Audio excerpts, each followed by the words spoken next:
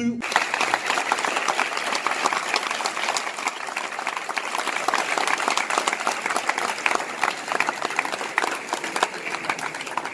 Merci. À Brazza de savoir que les étudiants congolais ici à Cuba ne perçoivent point leur bourse. Ce n'est pas une phase normale, parce que lorsqu'on ne perçoit pas la bourse, on souffre, et notre souffrance atteint certains pics.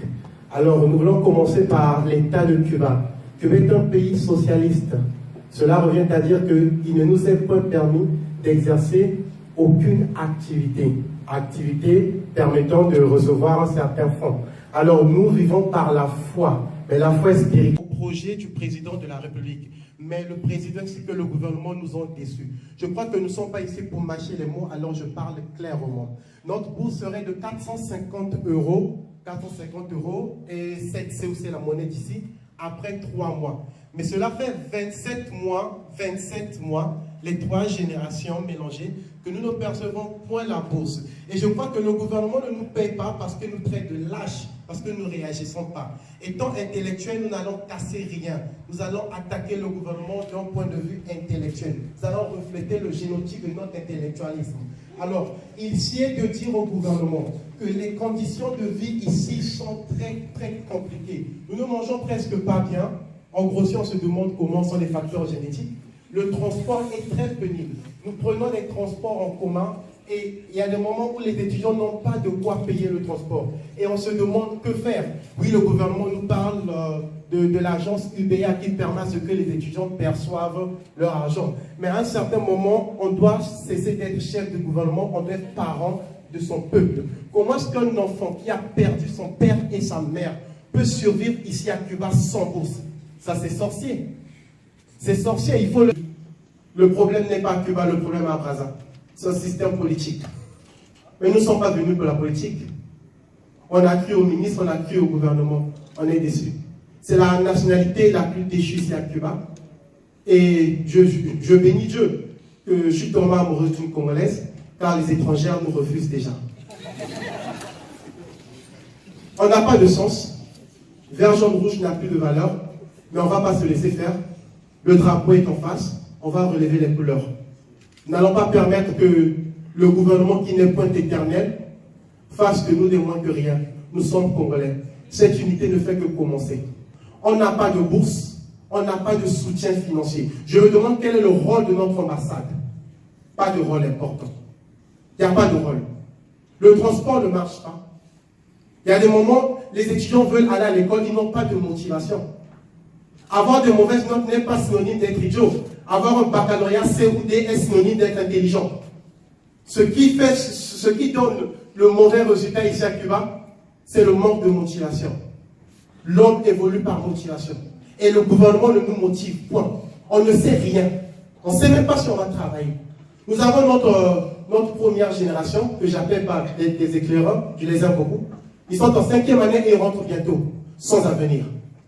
La 2e génération est en 4e année, sans avenir. Et la 3e génération pleure. Qu'allons-nous faire alors? Monsieur le Président, en fait, c'est à vous que nous parlons, avec tout le respect. Vous êtes le garant de la paix. Vous êtes le premier citoyen. Et nous voulons suivre vos pas. Le chemin d'avenir, ce n'est pas que pour le gouvernement, c'est l'avenir du Congo, alors c'est pour tout un Congolais. Mais il faut que vous puissiez agir. Non, on ne va pas le cacher, on a besoin de la bourse, c'est clair. Et on veut un paiement. Mais, tout doit se signer dès maintenant. Et je suggère à mes frères que la prochaine fois que le gouvernement va agir en termes financiers, qu'il y ait des documents signés. De l'après-formation, c'est-à-dire la post-formation, une fois à Brazza, on veut savoir ce qui se fera. Si on n'a pas de décisions concrètes, on ne rentre pas. Merci.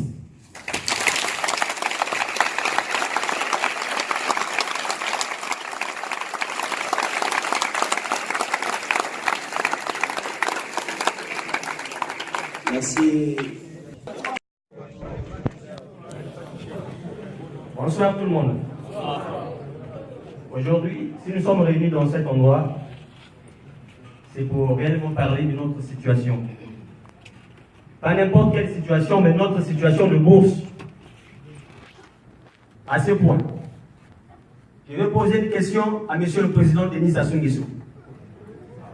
À savoir, si le projet d'envoyer les étudiants congolais à Cuba pour étudier la médecine, était un projet de l'opposant du gouvernement congolais ou un projet du gouvernement congolais.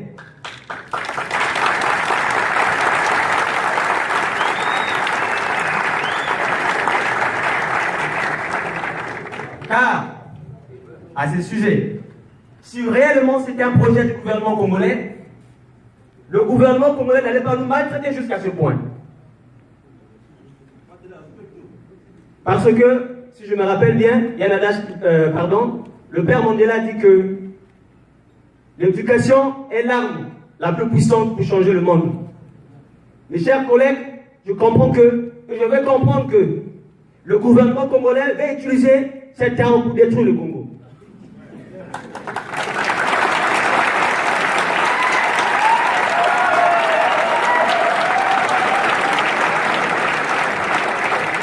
Je suis fatigué.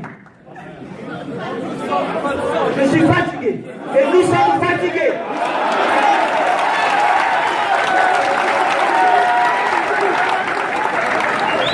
Non, mes amis, si je dis je suis, ça ne veut pas dire que je vous ai négligé, non. Nous sommes ensemble. Nous sommes ensemble. Monsieur le Président, nous ne sommes pas vos ennemis. Nous sommes les étudiants congolais qui ont été envoyés à Cuba pour étudier la médecine et aider notre pays dans 2 matins. Et nous avons l'impression que votre gouvernement et vous-même, Monsieur le Président, vous voulez créer les rebelles, les révolutionnaires.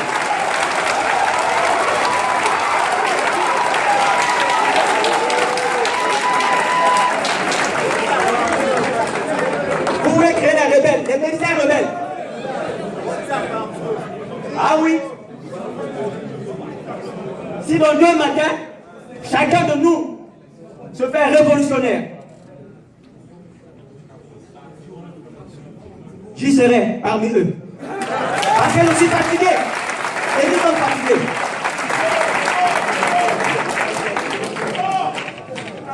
Et je pense que parmi les étudiants qui se trouvent à Cuba, il n'y a pas vos enfants ici. Que ce soit les ministres. Mais dites-moi, un jour, j'étais en train de surpasser un journal. Le ministre Bruno Itoua, il a dit que le gouvernement est conscient pour ces désagréments la causée par manque de liquidité dans le trésor public. Mais moi, j'ai été à la faculté des sciences. Je connais cette situation-là depuis le pays. En quelle année les étudiants congolais ont aperçu leur bourse sans problème? À tout moment, il y a eu des caisses là-bas. On a toujours lutté pour notre bourse. Mais pourquoi comme ça? Mais nous ne comprenons pas si réellement vous avez étudié à l'étranger, parce que si réellement vous avez étudié à l'étranger, vous allez régler notre situation dans le cadre de plus bref délai.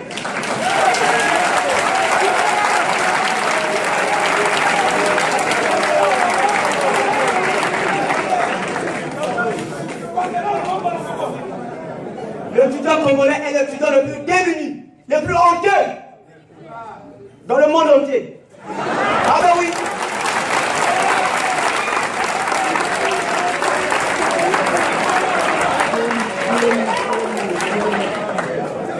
Mais si vous ne savez pas,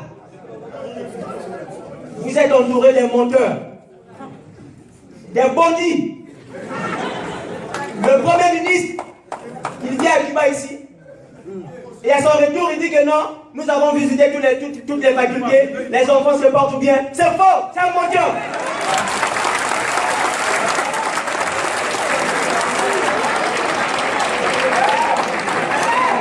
Ils n'ont eu à visiter qu'une seule faculté, qui s'appelle Elam.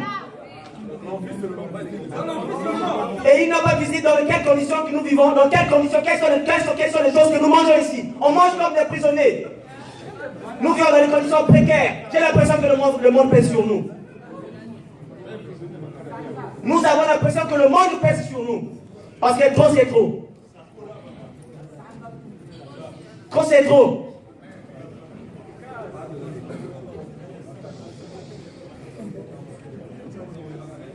Franchement, je n'arrive pas à parler parce que ça me dépasse. Ça me dépasse.